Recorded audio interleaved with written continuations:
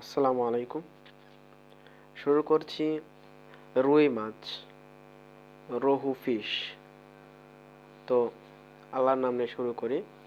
চেষ্টা করব যতটা সহজভাবে চ্যাপ্টারটা কাভার করা যায় সেটা করার।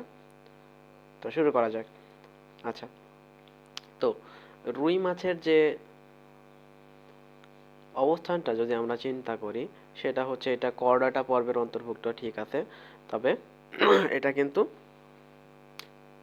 অ্যাক্টিনোপটেরিডির, ঠিক আছে, অ্যাক্টিনোপটেরিডি শ্রেণীর অন্তর্ভুক্ত, ঠিক আছে। অ্যাক্টিনোপটেরিডি, তো অ্যাক্টিনোপটেরিডির মূল বৈশিষ্ট্যগুলা কি? অ্যাক্টিনোপটেরিডির ক্ষেত্রে আমরা দেখতে পাই যে এখানে আইস কি ধরনের থাকে? সাইক্লয়েড আইস থাকে। তারপর আমরা যদি ওদের যে পুচ্ছ পাখনাটা দেখি, পুচ্ছ পাখনাটা কি ধরনের হয়? পুচ্ছ পাখনাটা হয়ে থাকে হচ্ছে সম আকৃতির, মানে দুই পাশের যে পাখনাটা সেটা কিন্তু হোমো সার্কাল ধরনের, তাই না? হোমো সার্কাল, হোমো সার্কাল, ওকে। এটা হচ্ছে প্রথম কথা অ্যাক্টিনোপটেরিডি মাছের। আচ্ছা, এদের ক্ষেত্রে আমরা আর কি দেখতে পাই? দেহগহ্বরে পটকা বিদ্যমান থাকে, যেটা আমরা দেখতে পাই যে কন্ড্রিকথিসের ক্ষেত্রে, কন্ড্রিকথিস যারা তাদের ক্ষেত্রে কিন্তু পটকা থাকেই না। তারপর সার্কোপটেরিস যারা আছে তাদের ক্ষেত্রে পটকা থাকে, তবে সেটা রক্তজালক সমৃদ্ধ পটকা। আর অ্যাক্টিনোপটেরিস যারা তাদের ক্ষেত্রে এমনি সাধারণ পটকাটা থাকে আর কি। এরাই হচ্ছে কার্প জাতীয় মাছ, ওকে। আকারের ভিত্তিতে কার্প দুই রকমের হইতে পারে, একটা হচ্ছে মেজর কার্প, একটা মাইনর কার্প, নট ইম্পর্টেন্ট দো। তারপর এটা হচ্ছে স্থানীয়ভাবে রুই মাছ কিন্তু বিভিন্ন নামে পরিচিত, যেরকম রুহিত, রুহিত, রাও, গরমা, নৌশি, এরকম নামেও ডাকা হয় বিভিন্ন অঞ্চল ভেদে। মনে করো একটা ভাষার মানে বাংলা ভাষা সেমই, কিন্তু দেখা যাচ্ছে যে একই বস্তুর নাম এক অঞ্চলে একভাবে পরিচিত, আবার মনে করো যে নোয়াখালী অঞ্চলে যদি যায় সেখানে দেখা যাবে অন্য অন্য একটা নামে পরিচিত। সেটাই বলা হয়েছে যে এখানে রুহিত, রাও, গরমা, নৌশি এরকম নামে পরিচিত, নট ইম্পর্টেন্ট। আচ্ছা, 700 থেকে 800 গ্রাম ওজন বিশিষ্ট হয়ে থাকে এই রুই মাছ, এবং এটার যে ওজন সেটা 2 থেকে 2.5 কেজি মতন হয়, 2 থেকে 2.5 কেজি, ঠিক আছে, 2 থেকে 2.5 কেজি মতন হয়ে থাকে ওজনটা। আচ্ছা, এই যে শ্রেণীতাত্ত্বিক যে অবস্থানটা আমি বললাম যে ফাইলাম কর্ডাটা, সাব ফাইলাম ভার্টিব্রাটার অন্তর্ভুক্ত, ক্লাস যেটা বললাম অ্যাক্টিনোপটেরিডি, সিপ্রিনিফর্মিস বর্গের অন্তর্গত, এবং সিপ্রিনিডেই ফ্যামিলি, এটা ইম্পর্টেন্ট। এই যে সিপ্রিনিফর্মিস, এটা ইম্পর্টেন্ট, সিপ্রিনিফর্মিস বর্গের অন্তর্ভুক্ত। আর স্পেসিস, জেনাস স্পেসিসের নাম তো জানো, ল্যাবিওরহিতা। আচ্ছা,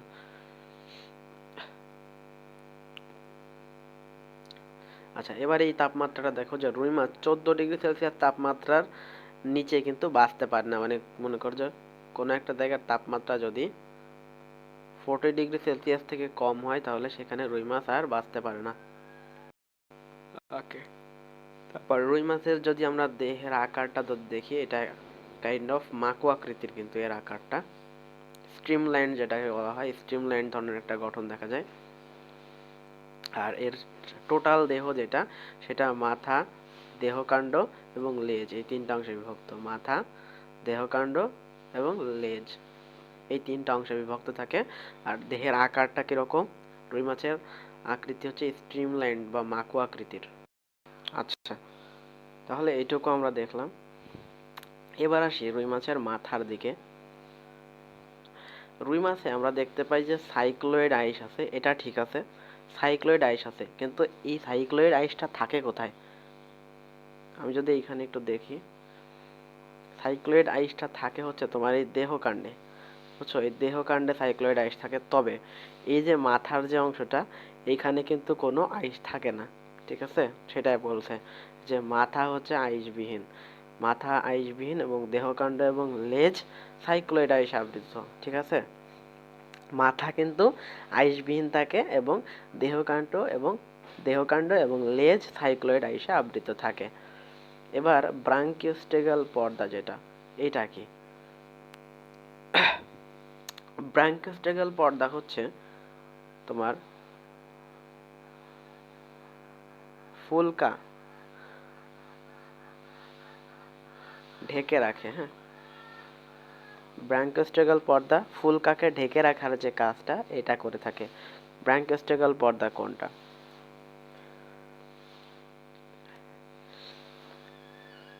এখানে যে কানকো দেখা যাচ্ছে, এই যে দেখতে পারতেছো, এটা কানকো। এই কানকোর নিচে একটা পর্দা দেখতে পাওয়া, যেটা ফুলকাকে আলটিমেটলি ঢেকে রাখে। এটাই হচ্ছে ব্রাঙ্কোস্টেগল পর্দা। ওকে,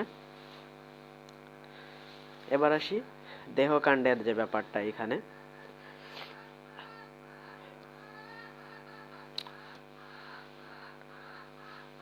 এখানে আমরা দেখতে পারবো যে অঙ্কীয় দেশ মানে কোনটা, নিচের দিকে যে অংশটা, রুই মাছের যে নিচের অঞ্চলটা, এখানে আমরা দেখতে পারবো তিনটা ছিদ্র আছে। তিনটা ছিদ্র আছে। কি কি ছিদ্র? এটা আমরা মনে রাখতে পারি পাঁজর দিয়ে। পাঁজর, প্রথমটা কি? পায়ু ছিদ্র, তারপর জনন ছিদ্র, তারপর হচ্ছে রেচন ছিদ্র।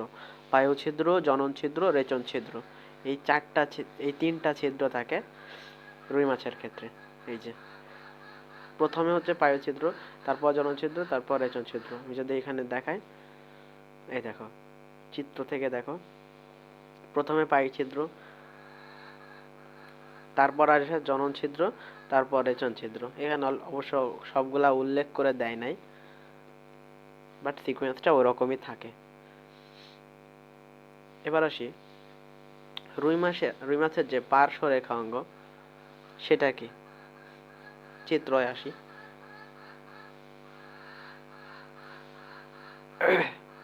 এই যে এইখানে দেখতে পারতো,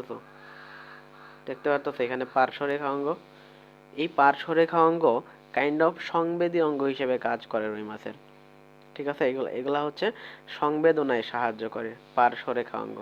এই যে পার্শ্বরেখা অঙ্গ সংবেদী কোষ পানির তরঙ্গ থেকে পানির গুণাগুণ সংক্রান্ত রাসায়নিক সংবেদ গ্রহণ করে।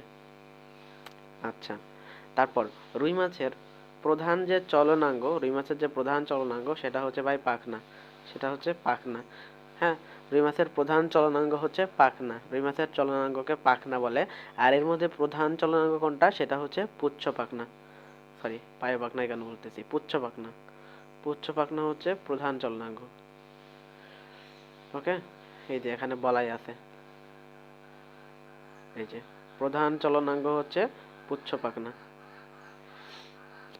ওকে, এবার আসি জোড় পাখনা কোনগুলা, বেজোড় পাখনা কোনগুলা। প দিয়ে যেগুলা শুরু হচ্ছে এগুলা সব হচ্ছে বিজোড়। প দিয়ে টোটাল 3 ধরনের পাখনা আছে, এই 3 ধরনের পাখনা বেজোড় পাখনা। এই যে পায়ু পাখনা, পৃষ্ঠ পাখনা আর পুচ্ছ পাখনা, এই 3 ধরনের পাখনা হচ্ছে বিজোড় পাখনা। আর প বাদে যে পাখনাগুলো আছে, এই যে বক্ষ পাখনা আর শ্রোণী পাখনা, এইগুলা হচ্ছে জোড় পাখনা। জোড় পাখনা মানে কি? জোড় পাখনা বলতে কি বোঝাচ্ছে? জোড় পাখনা বলতে বোঝাচ্ছে যে এই যে চিত্র থেকে দেখাই, এই দেখো, এইখানে যে বক্ষ পাখনাটা আছে, এই যে এখানে, এই বক্ষ পাখনাটা এ পাশেও আছে, আবার রুই মাছের যে চিত্রের ও পাশেও যদি আমরা দেখি তাহলেও দেখবো যে ওইখানেও কিন্তু আরেকটা পাখনা আছে, বক্ষ পাখনা। এই কারণে বলা হচ্ছে জোড় পাখনা। কিন্তু আমরা যদি এই পুচ্ছ পাখনার কথা চিন্তা করি তাহলে এরা কিন্তু একটাই আছে। তারপর পায়ু পাখনার কথা যদি চিন্তা করি তাহলে একটা আছে, বিজোড় সংখ্যক। তারপর যে তোমার আর কোনটা, এই যে পৃষ্ঠ পাখনার কথা যদি চিন্তা করি তাহলে দেখতে পারবো যে এটা একটা আছে। ওকে,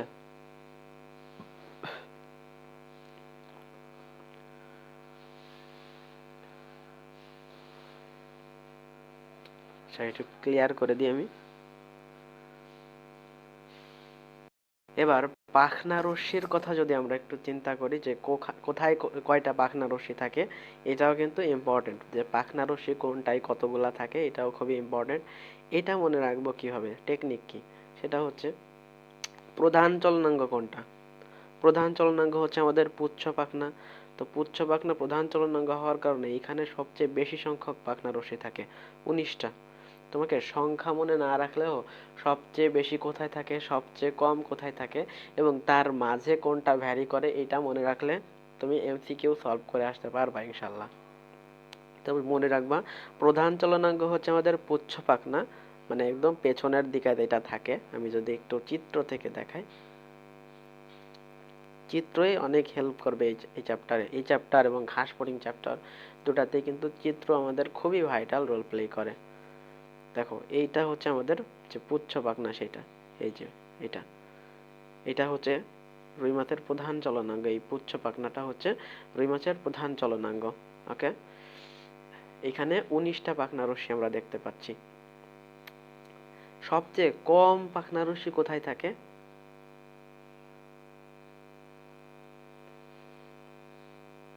সবচেয়ে কম পাখনা রশ্মি থাকে হচ্ছে আমাদের যে পায়ু পাখনা আছে এইখানে। পায়ু পাখনাতে সবচেয়ে কম পাখনা রশ্মি থাকে, মাত্র 7টা। পায়ু পাখনা কোনটা? এই যে এটা হচ্ছে আমাদের পায়ু পাখনা। এটা এটা হচ্ছে আমাদের পায়ু পাখনা। এখানে মাত্র 7টা পাখনা রশ্মি থাকে। চিত্রেও কিন্তু এটা ছোটই, তবে আমার কাছে আরো ভালো টেকনিক আছে, ওয়েট। দেখো 16 থেকে 17টা পাখনা রশ্মি কোথায় দেখতে পারতেছি আমরা? বক্ষ পাখনাতে। 16 থেকে 17টা পাখনা রশ্মি আছে বক্ষ পাখনাতে। ঠিক আছে, এই যে বক্ষ পাখনাতে আছে 16 থেকে 17টা। আর এই যে পৃষ্ঠ পাখনা দেখতে পারতেছো, এখানে আছে 15 থেকে 16টা। পৃষ্ঠ পাখনাতে আছে 15 থেকে 16টা। ওকে,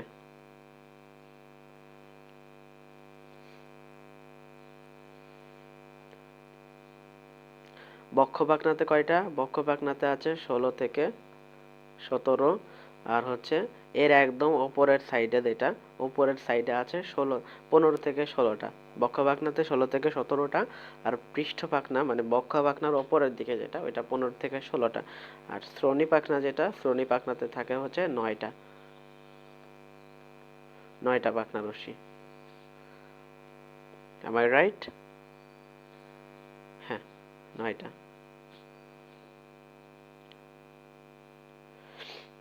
আচ্ছা, তাহলে কি বুঝতে পারলাম যে আমাদের পায়ু পাখনা যেটা, এখানে সবচেয়ে বেশি সংখ্যক পাখনা রশ্মি দেখতে পারতেছি 19টা। পায়ু পাখনাতে সবচেয়ে কম পাখনা রশ্মি দেখতে পারতেছি আমরা এই পায়ু পাখনাতে। পুচ্ছ পাখনাতে থাকে 19টা, পায়ু পাখনাতে দেখতে পারতেছি 7টা। পায়ু পাখনাতে দেখতে পারতেছি 7টা, সবচেয়ে কম থাকে এই পায়ু পাখনাতে। আর 16 থেকে 17টা কোথায় আর 15 থেকে 16টা কোথায়, এটা একটু ভাড়ায় যেতে পারে। দেখো বুকের পাটা থাকলে কিন্তু পৃথিবীতে অনেক কিছু করা সম্ভব।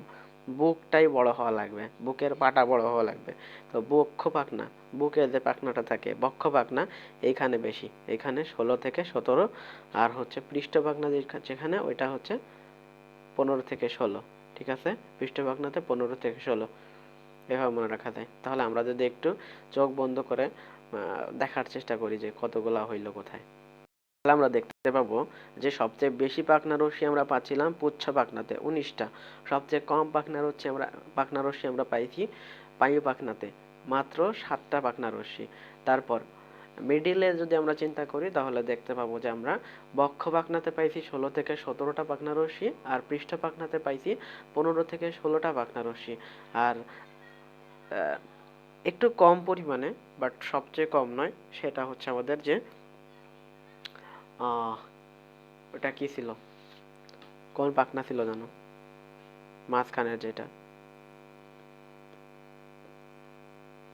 এটা শ্রোণী পাখনা, এখানে পাইছি 9টা করে। আচ্ছা, তো ডান ভাই, ডান। এখন আসছি লেজে। যেটা বললাম যে এটা অ্যাক্টিনোপটেরিজে অন্তর্ভুক্ত হওয়ার কারণে লেজ কিন্তু হোমো সার্কাল ধরনের হয়ে থাকে। পুচ্ছ পাখনা হোমো সার্কাল ধরনের এবং সারা গায়ে, বাট দেখবো যে আমরা যে ওদের যে মাথার যে অংশ, এই মাথার অংশ ছাড়া সারা শরীরে, ইভেন লেজেও মিউকাসময় সাইক্লোয়েড আইসে আবৃত থাকে। হ্যাঁ, শুধুমাত্র মনে রাখতে হবে যে মাথায় থাকে না সাইক্লোয়েড আইস। রাসায়নিকভাবে চুন এবং কোলাজেন তন্তু দিয়ে গঠিত। কোনগুলা? আইসগুলা। এর যে আইসগুলো আমরা দেখতে পাই, আইস সম্পর্কে আমাদের আরো পড়া আছে। এগুলা কি নিয়ে গঠিত? চুন এবং কোলাজেন তন্তু নিয়ে। চুন এবং কোলাজেন তন্তু নিয়ে গঠিত। ইম্পর্টেন্ট। ওকে, আইসগুলা চুন এবং কোলাজেন তন্তু নিয়ে গঠিত। ওকে, আইসগুলা ভাই চুন এবং কোলাজেন তন্তু নিয়ে গঠিত। মনে রাখবা। আচ্ছা, এরকম আরেকটা জিনিস আছে, বলো হিপনোটক্সিন কি নিয়ে গঠিত? হিপনোটক্সিন হচ্ছে প্রোটিন এবং ফেনল দিয়ে গঠিত, প্রোটিন এবং ফেনল দিয়ে গঠিত। আচ্ছা, এবার আসি, এই যে এটা হচ্ছে দেখতে পারতেছো, এটা হচ্ছে রুই মাছের একটা আইস। ওকে, এটা রুই মাছের একটা আইস দেখতে পারতেছো নিশ্চয়ই। তো রুই মাছের আইসের এই যে একদম মিডিল পয়েন্ট দেখতে পারতেছো, এটার নাম হচ্ছে ফোকাস, একদম ফোকাস। ঠিক আছে, এটা হচ্ছে একদম ফোকাস, মধ্য অংশ। আর রুই মাছের যে আইসটা, আমরা যদি এটাকে ভাগ করতে চাই বিভিন্নভাবে, তাহলে আমরা এটাকে ভাগ করতে পারি তিনটা অংশে। কি কি অংশে? এটা হচ্ছে পশ্চাৎ অংশ, এটা হচ্ছে সম্মুখ অংশ, পশ্চাৎ অংশ, সম্মুখ অংশ, এবং এটা হচ্ছে তোমার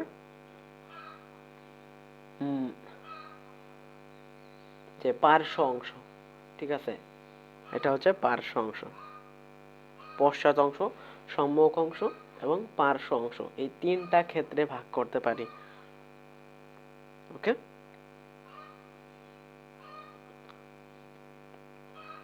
যেটা বললাম, এর যে একদম মাঝখানের যে পয়েন্টটা, সেটা হচ্ছে ফোকাস বা নিউক্লিয়াস। ওকে, আর এখানে যে দাগগুলো আমরা দেখতে পাচ্ছি, এখানে যে স্পষ্ট দাগ দেখতে পারতেছি, এইগুলার নাম হচ্ছে সার্কলি। সার্কলি কেন সার্কলি? কারণ এইগুলা সার্কেল টাইপের গিয়েছে, বুঝছো? এটা এগুলাকে সার্কেল কাইন্ড অফ, বা এটাকে তোমার আবর্তন করেছে, এই কারণে এটাকে সার্কলি বলা হচ্ছে। এই সার্কুলিগুলার মধ্যে দেখা যাবে কিছু কিছু রেখা প্রচুরভাবে এরকম স্পষ্ট, খুব রুডলি স্পষ্ট, এইগুলাকে বলা হয় বার্ষিক বৃদ্ধি রেখা বা অ্যানুলি। অ্যানুলি এক বচনে যদি আমরা বলি, সেটা অ্যানুলাস হবে। ওকে, কথা হচ্ছে এইখানে যে পড়াটা, এইখানে সেটা তুমি এই চিত্র থেকেই বুঝতে পারবা যে এইখানে যে মেন পয়েন্টটা, একদম কেন্দ্রের যে পয়েন্টটা, সেটার নাম হচ্ছে নিউক্লিয়াস বা ফোকাস। ঠিক আছে, আর একটা আইসকে আমরা তিনটা অংশে ভাগ করতে পারি, সম্মুখ অংশ, পশ্চাৎ অংশ এবং পার্শ্ব অংশ, এই তিনটা অংশে ভাগ করতে পারি একটা আইসকে। হুম, আর এইখানে দেখতে পারতেছো একটা আইসে কিন্তু এরকম সার্কেল করে অনেকগুলা রেখা গিয়েছে, নিশ্চয় দেখতে পারতেছো, এখানে একটা রেখা আছে, এখানে রেখা আছে, এখানে রেখা আছে, অনেকগুলা রেখা। তো এই রেখাগুলার সাধারণ নাম হচ্ছে সার্কুলি। ওকে, এই রেখাগুলার সাধারণ নাম হচ্ছে সার্কুলি।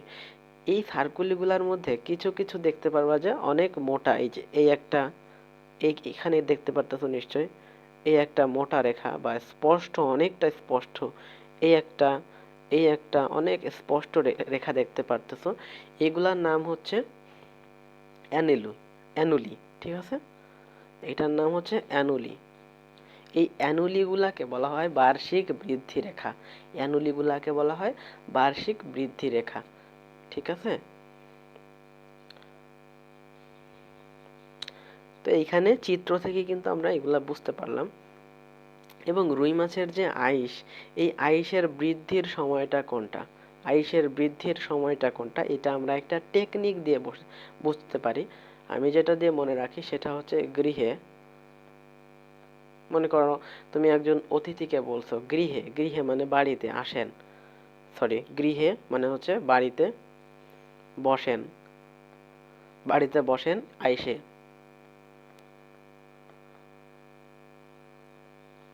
বলে না যে অতিথিকে বলে যে, মনে করো সে বাড়িতে আসে নাই, তোমার বাড়ির বাইরে দাঁড়িয়ে আছে, তো তুমি অতিথিকে বললা যে বাড়িতে এসে বসেন। ঠিক আছে, তুমি বললে যে বাড়িতে এসে বসেন। তো এইটা তুমি গ্রাম অঞ্চলের ভাষায় বা অন্য যে কোনোভাবে বললে যে গৃহে বসেন আইসে, গৃহে বসেন আইসে।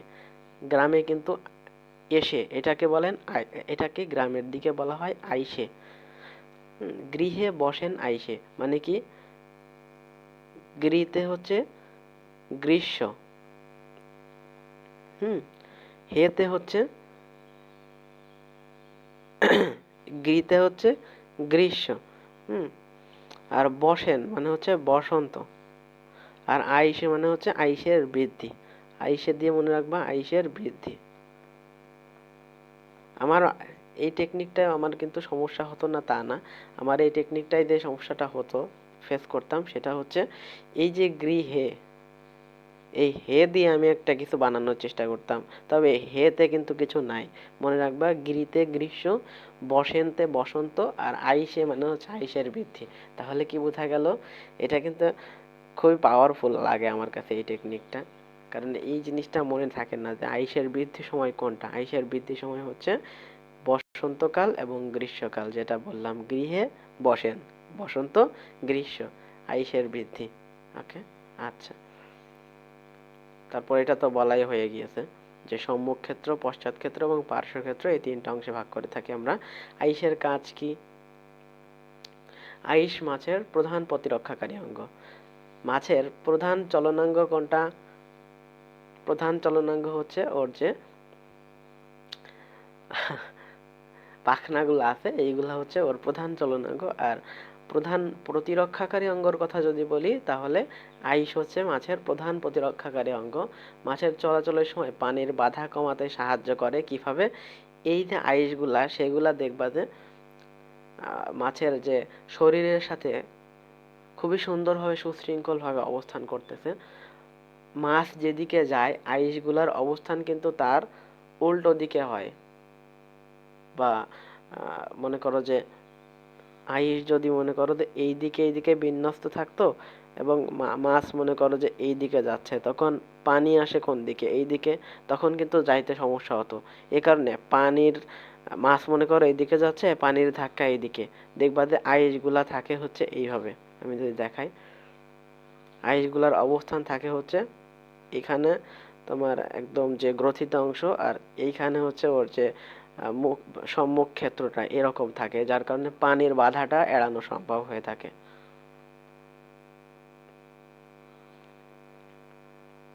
তারপর আইসে যে মিউকাস থাকে, আমরা আগেই বলছি যে রুই মাছের যে আইসটা, সেটা হচ্ছে মিউকাসময় সাইক্লোয়েড আইস। এই আইসে যে মিউকাস থাকে, সেগুলা রোগ জীবাণু ধ্বংস করার জন্য সহায়তা করে থাকে। আইসে যে মিউকাস থাকে, সেগুলা রোগ জীবাণু ধ্বংসের জন্য সহায়তা করে থাকে। এ কারণেই কিন্তু রুই মাছের আইসকে প্রধান প্রতিরক্ষাকারী অঙ্গ বলা হচ্ছে। পার্শ্বরেখায় অবস্থিত আইসগুলা পানির কম্পাঙ্ক নির্ণয় করে। পার্শ্বরেখায় যে আইসগুলা থাকে, আমরা আগেই দেখেছি যে পার্শ্বরেখা যেটা, এটা রুই মাছের একটা সংবেদী অঙ্গ হিসেবে কাজ করে। এটা পানির কম্পাঙ্ক নির্ণয়ের মাধ্যমে কিন্তু পানির কিন্তু কম্পাঙ্ক নির্ণয়ের মাধ্যমে খুবই গুরুত্বপূর্ণ ভূমিকা পালন করে থাকে। তারপর আইস দেখে কিন্তু রুই মাছের বয়স, বৃদ্ধি হার, শ্রেণীবিন্যাস, যেমন তুমি কোন ধরনের আইস দেখতে পারতেছো, সেটা কি সাইক্লোয়েড আইস, নাকি হচ্ছে তোমার যেটাকে বলে প্ল্যাকয়েড আইস, নাকি তোমার গ্যানয়েড আইস, এইগুলা দেখে কিন্তু মাছের যে শ্রেণীবিন্যাস করা যাইতে পারে। তাহলে আইসগুলা কিন্তু কাজগুলো আমরা দেখে ফেললাম। প্রথম কথা কি, আইস হচ্ছে প্রধান প্রতিরক্ষাকারী অঙ্গ। তারপর কিভাবে প্রতিরক্ষায় অংশ নিচ্ছে? এই যে এই আইসে যে মিউকাস থাকে, এটা রোগ জীবাণু প্রতিরোধে সহায়তা করতেছে। তারপর পানির যে বাধাটা, সেটা কমাতে সহায়তা করছে। তারপর আইস যে পার্শ্বরেখা গঠন করতেছে, এই পার্শ্বরেখা কিন্তু পানির কম্পাঙ্ক নির্ণয় করে। তারপর আইসের মাধ্যমেই কিন্তু মাছের বয়স, শ্রেণীবিন্যাস, জীবন ইতিহাস, এগুলো সম্পর্কে জানা যায়।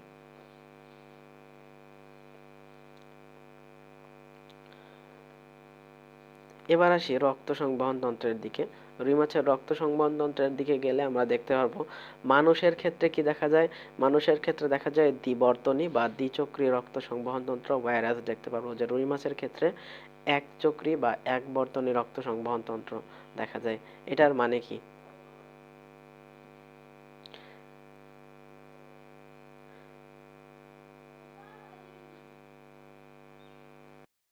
মানে হচ্ছে এক চক্রে রক্ত সংবহন মানে অক্সিজেন সমৃদ্ধ অথবা কার্বন ডাই অক্সাইড সমৃদ্ধ। এখানে অবশ্যই এই বা কথাটা খেয়াল রাখতে হবে, এবং এখানে ও বা এবং কথাটা খেয়াল রাখতে হবে। কেন আমি বলতেছি, অক্সিজেন সমৃদ্ধ অথবা কার্বন ডাই অক্সাইড সমৃদ্ধ রক্ত একটি চক্রে আবর্তিত হয় হচ্ছে এক চক্রী রক্ত সংবহন তন্ত্রের ক্ষেত্রে, যেটা আমরা মাছের রক্ত সংবহন তন্ত্রে দেখতে পাই।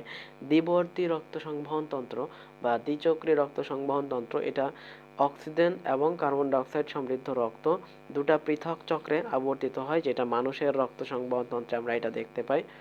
এখন এখানে বা কেন বলেছে?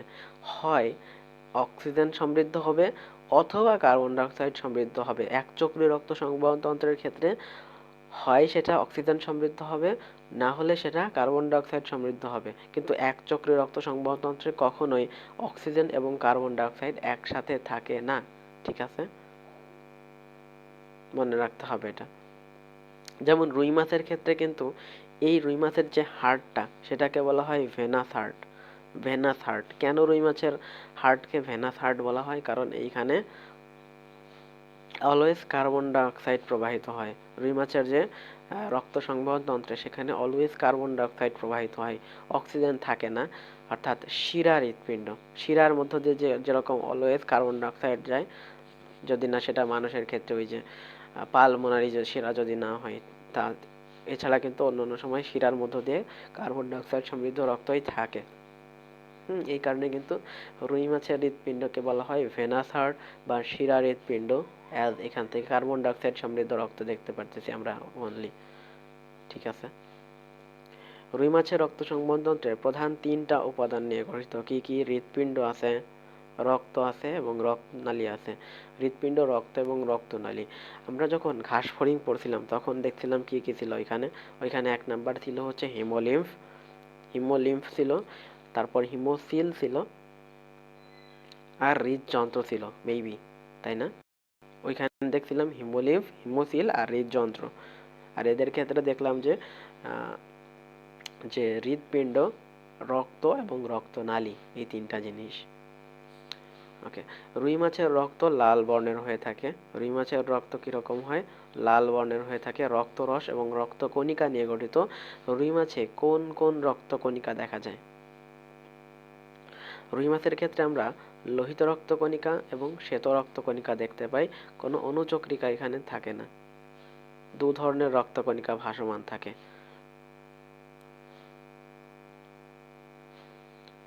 রুই মাছের যে লোহিত রক্তকণিকা, এটা সম্পর্কে একটা আশ্চর্য বা ব্যতিক্রমী আলোচনা, যে মানুষের ক্ষেত্রে আমরা কি দেখতে পাই? আমরা কিন্তু মানুষ না, স্তন্যপায়ী মেরুদণ্ডী প্রাণী যারা, তাদের ক্ষেত্রে আমরা দেখতে পাই যে লোহিত রক্তকণিকা যেটা, সেটা নিউক্লিয়াস বিহীন হয়ে থাকে। সেটা নিউক্লিয়াস বিহীন হয়ে থাকে। তবে এইখানে আমরা দেখতে পারতেছি নিউক্লিয়াস যুক্ত, এটা বলা হয়েছে। রুই মাছের ক্ষেত্রে যে লোহিত রক্তকণিকা সেটা হয় নিউক্লিয়াস যুক্ত। রুই মাছের ক্ষেত্রে লোহিত রক্তকণিকা হয়ে থাকে নিউক্লিয়াস যুক্ত, হিমোগ্লোবিন সমৃদ্ধ, লাল বর্ণের। তো ব্যতিক্রমী কথা হচ্ছে রুই মাছের ক্ষেত্রে লোহিত রক্তকণিকা নিউক্লিয়াস যুক্ত, এটাই ব্যতিক্রমী কথা এখানে। তারপর রুই মাছের হৃৎপিণ্ডের যদি আকারটা আমরা লক্ষ্য করি তাহলে কলার মোচা দেখেছো? কলার মোচার মতো কিন্তু এটার আকার। এই দেখো, মোচাকৃতির একটা হৃৎপিণ্ড, এবং এটা থাকে কোথায়? পেরিকার্ডিয়াল গহ্বরের ভেতরে। ঠিক আছে, রুই মাছের হৃৎপিণ্ড পেরিকার্ডিয়াল নামক গহ্বরের ভেতরে থাকে, এবং গহ্বরটার নাম হচ্ছে পেরিকার্ডিয়াল গহ্বর। এবং এই হৃৎপিণ্ডকে যে আবরণটা আবৃত করে রাখে, যে আবরণে হৃৎপিণ্ডটা আবৃত থাকে, সেই আবরণের নাম হচ্ছে পেরিকার্ডিয়াম।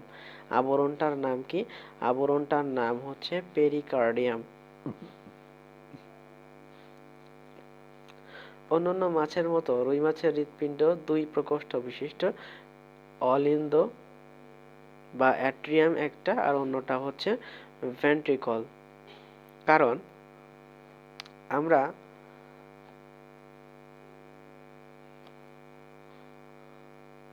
চার প্রকোষ্ঠ বিশিষ্ট হৃৎপিণ্ড কোথায় দেখতে পাইছিলাম? 4 প্রকোষ্ঠ বিশিষ্ট হৃৎপিণ্ড আমরা দেখতে পাইছিলাম হচ্ছে আমাদের আভিসে গিয়ে, তাই না? এভিসে গিয়ে দেখতে পাচ্ছিলাম। অসম্পূর্ণভাবে 4 প্রকোষ্ঠ বিশিষ্ট হৃৎপিণ্ড দেখতে পাইছিলাম আমরা র্যাপটিলিয়ার ক্ষেত্রে, এবং 3 প্রকোষ্ঠ বিশিষ্ট হৃৎপিণ্ড আমরা দেখতে পেয়েছিলাম অ্যামফিবিয়ার ক্ষেত্রে। আর এইখানে যে রুই মাছের কথা যেটা বলতেছি আমরা, অ্যাক্টিনোপটেরিজির অন্তর্ভুক্ত, সেটা তো আরো অনুন্নত, তাই না? এজন্য এরা হচ্ছে 2 প্রকোষ্ঠ বিশিষ্ট হৃৎপিণ্ড অন করে।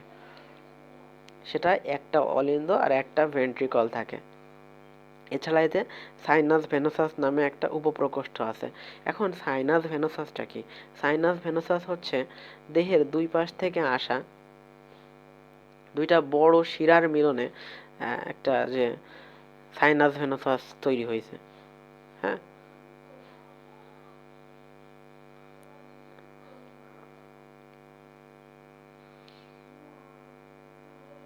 ওকে, এই যে দেখো সাইনাস ভেনোসাস। আরেকটা জিনিস, একটা এক্সট্রা ইনফো তোমাকে বলে রাখি, সেটা হচ্ছে সর্ববৃহৎ প্রকোষ্ঠ কোনটা। রুই মাছের ক্ষেত্রে সর্ববৃহৎ প্রকোষ্ঠ হচ্ছে এই অ্যাট্রিয়াম। এটা হচ্ছে সর্ববৃহৎ প্রকোষ্ঠ।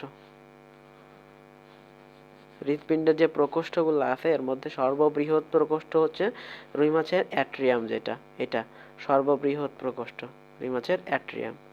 হ্যাঁ, ওকে।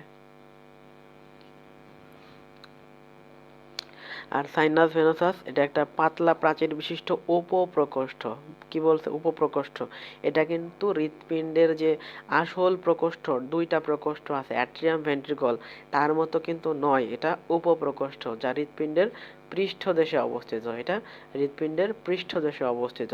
আর সর্ববৃহৎ প্রকোষ্ঠ যেটা বললাম অ্যাট্রিয়াম হচ্ছে সর্ববৃহৎ প্রকোষ্ঠ।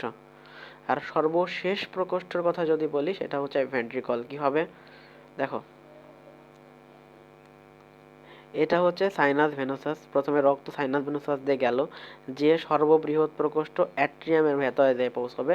অ্যাট্রিয়াম থেকে রক্ত যাবে হচ্ছে ভেন্ট্রিকলে, ভেন্ট্রিকল থেকে বালবাস আর্টেরিওসাস দিয়ে সারা দেহে চলে যাবে। হুম, তো আমরা যদি একটু লক্ষ্য করি সর্বশেষ প্রকোষ্ঠ, এই যে বালবাস আর্টেরিওসাস, এটা কি রুই মাছের আসলে প্রকোষ্ঠ? না, এটা হচ্ছে রুই মাছের যে অ্যাট্রিয়াম তার স্ফীত একটা অংশ। বালবাস আর্টেরিওসাস আর্টারির একটা স্ফীত অংশ। বাট আমরা যদি চিন্তা করি সর্বশেষ প্রকোষ্ঠ, তাহলে আমরা দেখতে পারবো যে সর্বশেষ প্রকোষ্ঠ হচ্ছে এর যে ভেন্ট্রিকল এইটা। হ্যাঁ, আর সর্ববৃহৎ প্রকোষ্ঠ হচ্ছে এদের অ্যাট্রিয়াম, যেটা এটা।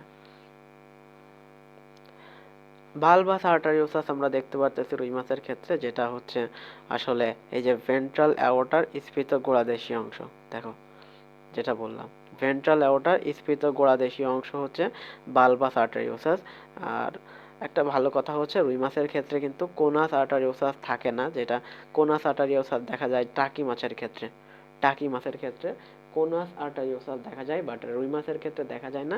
রুই মাছের ক্ষেত্রে যেটা দেখা যায় সেটা হচ্ছে বালবাস আর্টারিওসাস, যেটা আসলে ভেন্ট্রাল অ্যাওর্টার স্ফীত অংশ।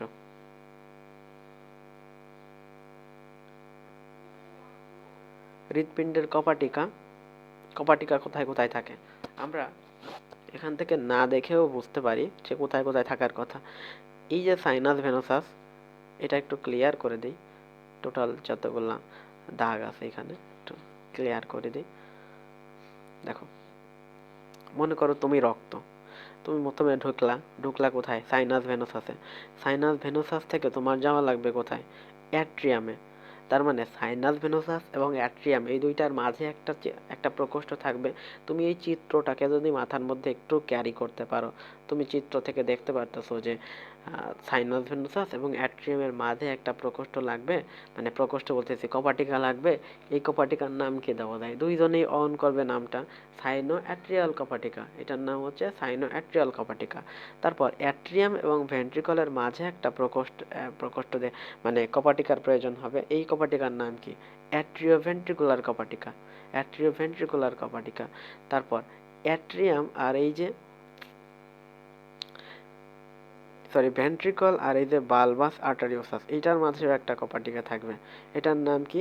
বালবো আর্টারিও কপাটিকা।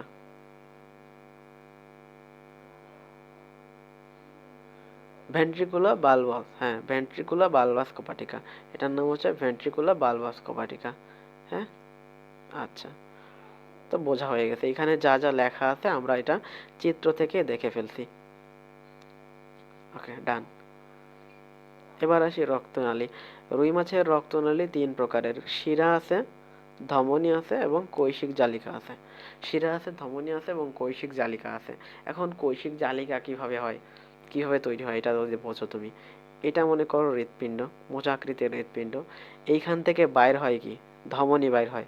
তো ধমনী গিয়ে একটা জায়গায় যে এরকম ভাবে কৈশিক জালিকার সৃষ্টি করে।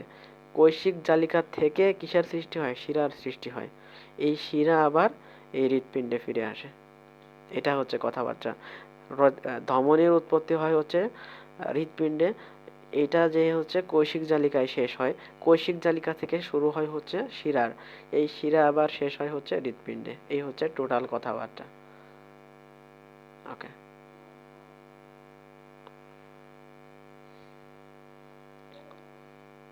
এছাড়া আমরা দেখতে পাই যে রেটিয়া মিরাবিলিয়া এবং অনুপ্রস্থ অ্যানাস্টোমোসিস নামক আরও কিছু বিশেষ ধরনের রক্তনালীও কিন্তু থাকে রুই মাছের ক্ষেত্রে। রুই মাছের ধমনীতন্ত্রে আসি।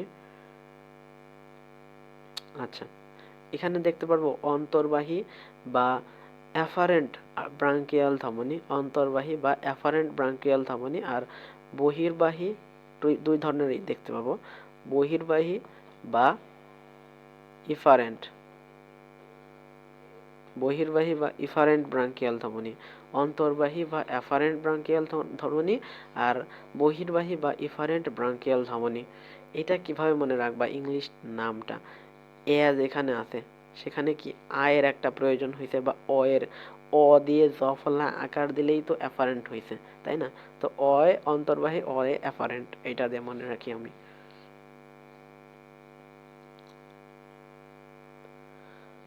অন্তর্বাহী ব্রঙ্কিয়াল ধমনী কোথায় যায় এটা আগে মনে রাখো। ফুলকা, মনে করো এটা হচ্ছে ফুলকা রুই মাছের, এই ফুলকার মধ্যে যে ধমনীটা প্রবেশ করে সেইটার নাম হচ্ছে অন্তর্বাহী ব্রঙ্কিয়াল ধমনী, সেটার নাম হচ্ছে অন্তর্বাহী ব্রঙ্কিয়াল ধমনী। হ্যাঁ, ফুলকায় যে ধমনী রক্ত নিয়ে যায়, যে ধমনী ফুলকায় রক্ত নিয়ে যায় সেটার নাম হচ্ছে অন্তর্বাহী ব্রঙ্কিয়াল ধমনী। এই যে ফুলকায় রক্ত সরবরাহ করে, ফুলকায় রক্ত সরবরাহ করে হচ্ছে অন্তর্বাহী ব্রঙ্কিয়াল ধমনী। আর ফুলকা থেকে যে বের হয় তার নাম হচ্ছে বহির্বাহী ব্রঙ্কিয়াল ধমনী বা ইফারেন্ট ব্রঙ্কিয়াল ধমনী। হ্যাঁ, রুই মাছে টোটাল 4 জোড়া, রুই মাছের টোটাল 4 জোড়া ফুলকা আছে, রুই মাছের টোটাল 4 জোড়া ফুলকা আছে। আর এই 4 জোড়া ফুলকার জন্য 4 জোড়া কি আছে, 4 জোড়া ব্রঙ্কিয়াল ধমনী আছে। 4 জোড়া ফুলকার জন্য 4 জোড়া ব্রঙ্কিয়াল ধমনী আছে, এটা মনে রাখবা। ফুলকার সংখ্যা যেহেতু 4 জোড়া, ব্রঙ্কিয়াল ধমনীর সংখ্যাও 4 জোড়া থাকবে। তবে এখান থেকে একটা স্পেশাল কথা বলে রাখি, সেটা হচ্ছে একটা কিন্তু সিউডো ব্রাঙ্ক আছে। সিউডো ব্রাঙ্ক মানে কি, একটা কিন্তু সিউডো বা ভ্রান্ত, ভ্রান্ত ফুলকা আছে একটা। হ্যাঁ, এটা একটু মাথায় রাখবা।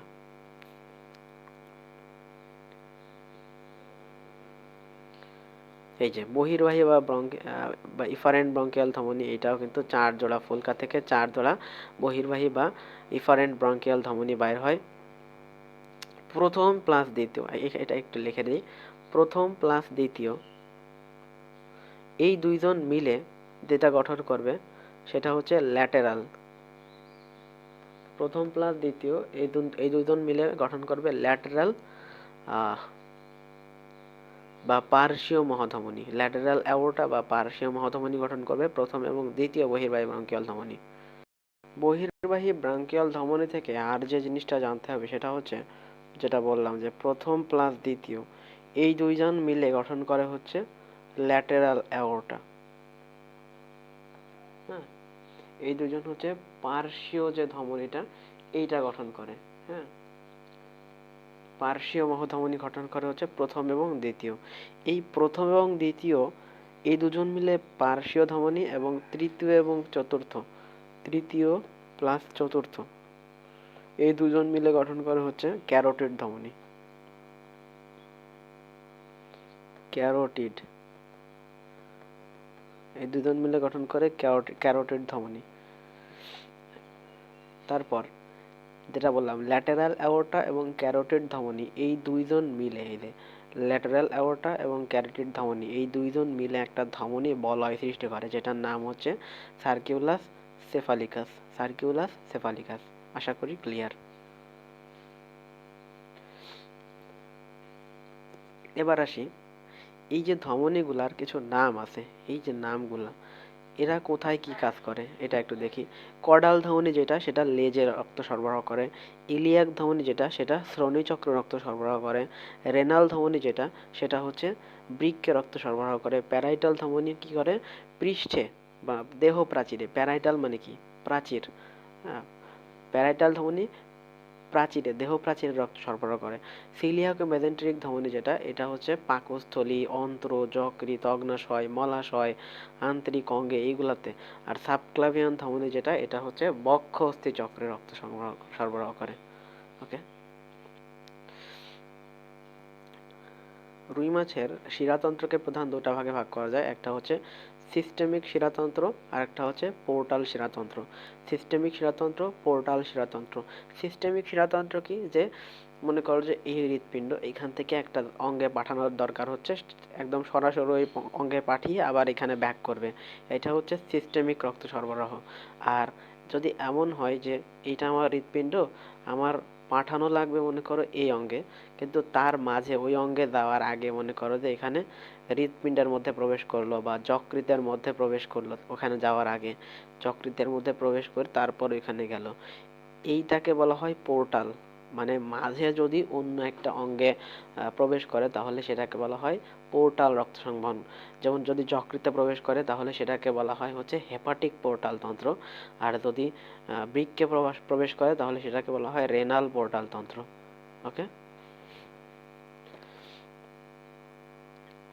আচ্ছা, সিস্টেমিক শিরাতন্ত্র যেটা, সিস্টেমিক শিরাতন্ত্র কি কি নিয়ে গঠিত হয় সেটা একটু দেখা যাক। দেখো, সম্মুখ কার্ডিনাল শিরা, তারপর জগুলার শিরা এবং কার্ডিনাল শিরা, পশ্চাৎ কার্ডিনাল শিরা। সম্মুখ কার্ডিনাল শিরা, জগুলার শিরা এবং পশ্চাৎ কার্ডিনাল শিরা, এইগুলা রুই মাছের সিস্টেমিক শিরাতন্ত্রের প্রধান অংশ।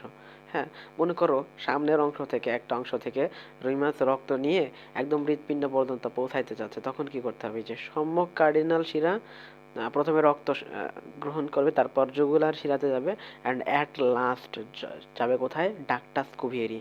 এখন ডাক্টাস কুভিয়েরিতে গেলে কি লাভ হচ্ছে, ডাক্টাস কুভিয়েরি কি মেক করে জানো, দুই পাশ থেকে আসা দুইটা প্রধান, দুইটা বড় শিরা, নাম কি, ডাক্টাস কুভিয়েরি, এরা মিলে কি কি গঠন করে, এরা মিলে সাইনাস ভেনোসাস গঠন করে। আর রক্ত যদি সাইনাস ভেনোসাসে একবার যাইতে পারে তাহলে সেখান থেকে চলে যাবে কোথায়, অ্যাওর্টাতে, সাইনাস ভেনুসাস থেকে যাবে অ্যাওর্টাতে, অ্যাওর্টা থেকে ভেন্ট্রিকলে, ভেন্ট্রিকল থেকে ওই যে বালবাস আর্টারিওসাসে চলে যাবে, তারপর তো হয়েই গেল।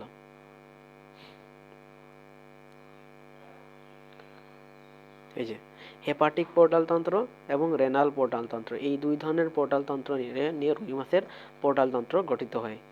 হেপাটিক পোর্টাল তন্ত্র, হেপাটিক বা যকৃৎ পোর্টাল শিরা পরিপাকতন্ত্র থেকে রক্ত সংগ্রহ করে যকৃতে প্রবেশ করলে, এই যে যকৃতে যদি প্রবেশ করে তাহলে সেটা হচ্ছে হেপাটিক পোর্টাল তন্ত্র।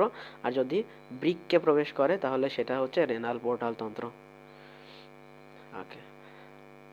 মাজেদা ম্যাডামের একটা এমসিকিউ আছে এই বিষয়ে, এটা একটু দেখে নিবা। এই যে এই যে চিত্রটা, এইখান থেকে মাজেদা ম্যাডামের একটা এমসিকিউ আছে, এটা দেখে নিতে হবে একটু, যে কিভাবে কি হয়, আমি যদি একটু দেখাই এক্সপ্লেইন করে।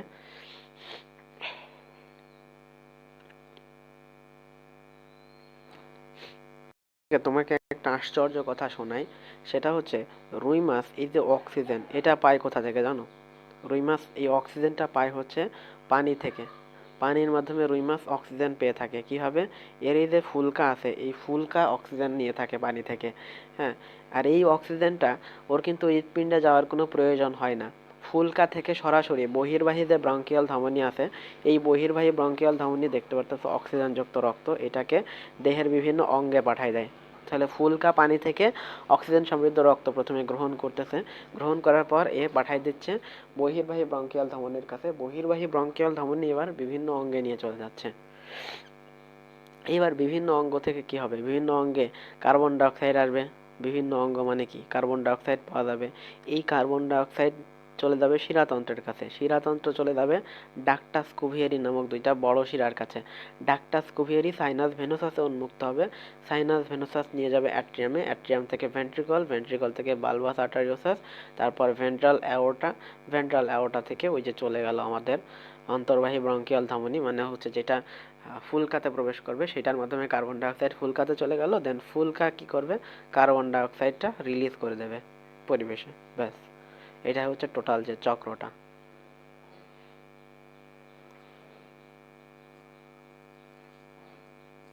যদি সহজ কথায় বলতে যাই তাহলে একটা এমসিকিউ আছে, আমি এমসিকিউটা লিখে দিই। এটা আরিম স্যারের নাকি মাজেদা ম্যাডামের, একটা মাজেদা ম্যাডাম বলছি, যাই হোক আছে কোথায় যেন একটা এমসিকিউ আছে, সেটা যেটা হয় সেটা হচ্ছে প্রথমে যে কার্বন ডাইঅক্সাইড সমৃদ্ধ রক্ত সেটা কোথায় আসে, অলিন্দে আসে। প্রথমে আসে কোথায়, অলিন্দে। অলিন্দে আসার পরে ওঠা যায় কোথায়, ভেন্ট্রিকলে। অলিন্দে আসার পর যায় কোথায়, ভেন্ট্রিকলে, তাই না? ভেন্ট্রিকলে যাওয়ার পর কোথায় যায়, ভেন্ট্রিকলে যাওয়ার পর যায় হচ্ছে বালবাস আর্টেরিওসাসে। বালবাস আর্টেরিওসাসে, বালবাস আর্টেরিওসাস থেকে যায় হচ্ছে এই যে অ্যাফারেন্ট ব্রঙ্কিয়াল ধমনী বা অন্তর্বাহী ব্রঙ্কিয়াল ধমনীর মাধ্যমে ফুলকাতে যায়।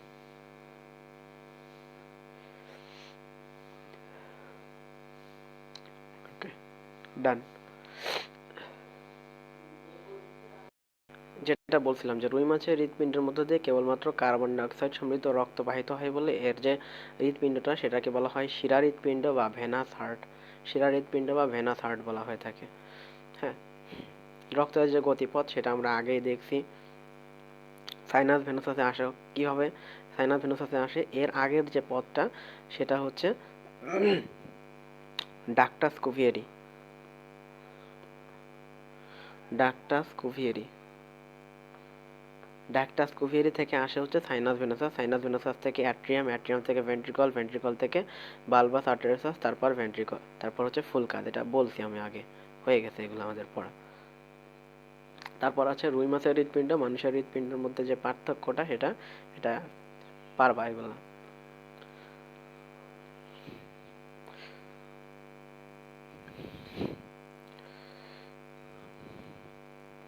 এবার চলে আসি এখানে রুই মাছের শ্বসন তন্ত্রের যে অংশ, আমাদের আর মোরাললেস 30 মিনিট লাগবে ক্লাসে। আচ্ছা, শ্বসন দুই রকম আছে, একটা হচ্ছে বহিঃশ্বসন, একটা হচ্ছে অন্তঃশ্বসন। বহিঃশ্বসন মানে কি, জাস্ট এই যে অক্সিজেন এবং কার্বন ডাইঅক্সাইড গ্যাসের যে বিনিময়টা, এটা হচ্ছে বহিঃশ্বসন। আর অন্তঃশ্বসন হচ্ছে এই শ্বসন গ্যাসটাকে কাজে লাগিয়ে শক্তি উৎপাদন, যেটা এটা হচ্ছে অন্তঃশ্বসন। ওকে, তো এখানে কাজগুলা করে থাকে কে? রুই মাছের প্রধান শ্বসনাঙ্গ আমরা জানি যে ফুলকা। ফুলকা হচ্ছে রুই মাছের প্রধান শ্বসনাঙ্গ। তো টোটাল কত জোড়া ফুলকা আছে? টোটাল 4 জোড়া ফুলকা আছে। হ্যাঁ, রুই মাছের ক্ষেত্রে টোটাল 4 জোড়া ফুলকা রয়েছে। এখন এই ফুলকা, প্রত্যেকটা ফুলকা দেখো, প্রত্যেক ফুলকা কিন্তু দুইটা অর্ধাংশে বিভক্ত, এবং এই দুইটা অর্ধাংশ মিলেই একটা পূর্ণাঙ্গ ফুলকা হয়। অর্থাৎ প্রত্যেক যে অর্ধাংশ সেটাকে বলা হয় হেমিব্রাঙ্ক, আর এই দুইটা হেমিব্রাঙ্ক মিলে একটা হোলো ব্রাঙ্ক গঠিত হয়। দুইটা হেমিব্রাঙ্ক মিলে একটা হোলো ব্রাঙ্ক মানে পূর্ণাঙ্গ ফুলকা গঠিত হয়। ঠিক আছে? আচ্ছা, দুইটা ফুলকা প্রকোষ্ঠ আছে, দেখেছো না রুই মাছের এই যে চলের দুই পাশে দুইটা ফুলকা প্রকোষ্ঠ আছে, সেখানে 4 জোড়া ফুলকা থাকে, তাই না? আর এইটা কিন্তু কি হয়, অপারকুলাম বা কানকো দিয়ে ঢাকা থাকে, অপারকুলাম বা কানকো দিয়ে ঢাকা থাকে। আমি যদি একটু দেখার চেষ্টা করি, এই যে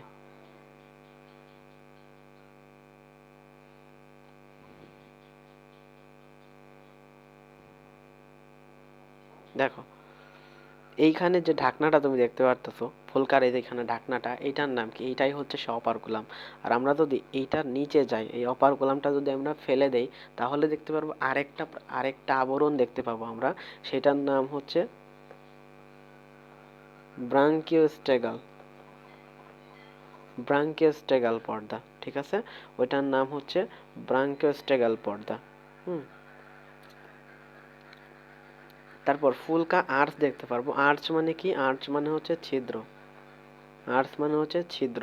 হ্যাঁ, ফুলকা আর্চ দেখতে পারবো, এই ফুলকা আর্চ মানে হচ্ছে ছিদ্র।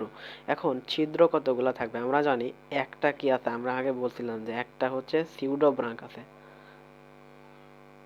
একটা সিউডো ব্রাঙ্ক আছে মানে হচ্ছে একটা ছলনাময়ী একটা ফুলকা আছে, বা একটা যেটাকে বলে নকল ফুলকা আছে, যেটা আসলে ফুলকা, আসল ফুলকার মতো নয়। তো ওই আসল ফুলকাটাকেও তো স্থান দেওয়া লাগে, এই কারণে টোটাল ফুলকা আর্চের সংখ্যা থাকে হচ্ছে 5টা। হ্যাঁ, এই যে প্রতি পাশে 5টা করে, দেখো প্রতি পাশে 5টা, ফুলকা আর্চের সংখ্যা হচ্ছে প্রতি পাশে 5টা করে, অর্থাৎ 5 জোড়া। এছাড়া ফুলকা রেকার থাকে, ফুলকা রেকারের কাজ, ফুলকা রেকার কি করে আলটিমেটলি, ফুলকা রেকার হচ্ছে তোমার শ্বসনে সাহায্য করে, এটা অক্সিজেন বিনিময় হচ্ছে ফুলকা রেকার সহায়তা করে থাকে। আচ্ছা, যেটা বললাম এই যে বহিঃশ্বসন যেটা, সেটা কিন্তু এই দুই ভাগে ভাগ করা যায়, শ্বাস গ্রহণ এবং শ্বাস ত্যাগ। এটা হচ্ছে মূলত বহিঃশ্বসন। শ্বাস গ্রহণ শ্বাস ত্যাগ যেটা, এটা মূলত বহিঃশ্বসন। ঠিক আছে। এক্ষেত্রে ফুলকা প্রকোষ্ঠ চোষণ পাম্প হিসেবে কাজ করে, ফুলকা প্রকোষ্ঠ চোষণ পাম্প হিসেবে কাজ করে। তারপর পানি স্রোত তন্ত্রের কথায় আসি। রুই মাছের ফুলকায় অবস্থিত রক্ত নালিকার মধ্য দিয়ে রক্ত অবিরাম পানি স্রোতের বিপরীত দিকে প্রবাহিত হয়।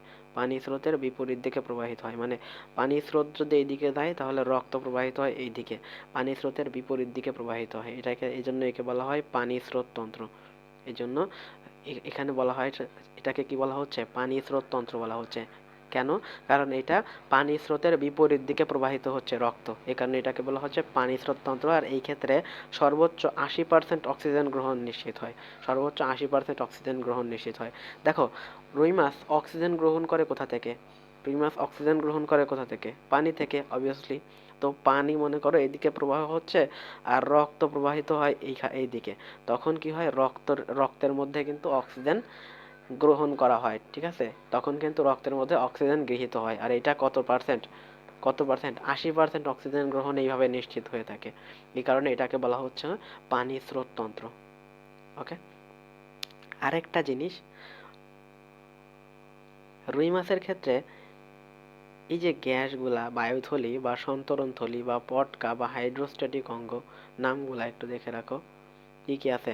বায়ুথলি বা সন্তরণথলি, বায়ুথলি বা সন্তরণথলি বা পটকা বা হাইড্রোস্ট্যাটিক অঙ্গ, বায়ুথলি বা সন্তরণথলি বা পটকা বা হাইড্রোস্ট্যাটিক অঙ্গ, বায়ুথলি বা সন্তরণথলি বা পটকা বা হাইড্রোস্ট্যাটিক অঙ্গ, যেটাই বলো না কেন তুমি, কি নাম, বায়ুথলি, সন্তরণথলি, হাইড্রোস্ট্যাটিক অঙ্গ বা পটকা।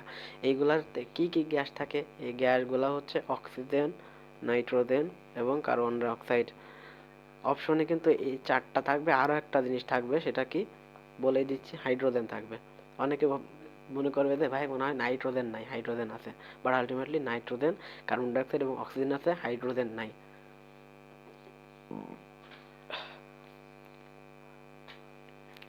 আচ্ছা, এখন এইখান থেকে আমরা দুইটা জিনিস জানবো, একটা হচ্ছে নিউমেটিক নালী আর একটা হচ্ছে ওয়েবেরিয়ান অসিকল। একটা হচ্ছে ওয়েবেরিয়ান অসিকল, এইটা কি, এই দুইটা জিনিস কি, নিউমেটিক নালী কি করে আর ওয়েবেরিয়ান অসিকল কি করে? নিউমেটিক নালী হচ্ছে তোমার অন্ননালী, ঠিক আছে? এই যে অন্ননালী, বুঝছো? অন্ননালী এবং বায়ুথলির মাঝে যে একটা সংযোগ রক্ষা করে সেটা হচ্ছে নিউমেটিক নালী। অন্ননালী এবং বায়ুথলির মাঝে সংযোগ রক্ষাকারী নালী হচ্ছে নিউমেটিক নালী বা ডাকটাস নিউমেটিকাস। অন্ননালী এবং বায়ুথলির মাঝে, হ্যাঁ, অন্ননালী এবং বায়ুথলির মাঝে, এটা হচ্ছে আমাদের বায়ুথলি। আর তোমার অন্ননালী, ঠিক আছে? অন্ননালী এবং বায়ুথলির মাঝে সংযোগ রক্ষাকারী যে নালীটা সেটা হচ্ছে ডাকটাস নিউমেটিকাস বা নিউমেটিক নালী। আর যেটা বললাম ভিভেরিয়ান অসিকল, ভিভেরিয়ান অসিকল কি, এটা হচ্ছে যেটার মাধ্যমে তোমার অন্তঃকর্ণের সাথে যুক্ত থাকে, হ্যাঁ, বায়ুথলি, বায়ুথলি যখন অন্তঃকর্ণের সাথে যুক্ত থাকে, বায়ুথলি যখন অন্তঃকর্ণের সাথে যুক্ত থাকতেছে তখন আমরা সেটাকে বলতেছি ওয়েবেরিয়ান অসিকল, তখন সেটাকে আমরা বলতেছি ওয়েবেরিয়ান অসিকল। আর যখন বায়ুথলি খাদ্যনালী বা যেটাকে বলে অন্ননালী, হ্যাঁ, যখন বায়ুথলি অন্ননালীর সাথে যুক্ত থাকতেছে তখন সেটাকে বলতেছি হচ্ছে আমরা তখন সেটাকে আমরা বলতেছি নিউমেটিক নালী।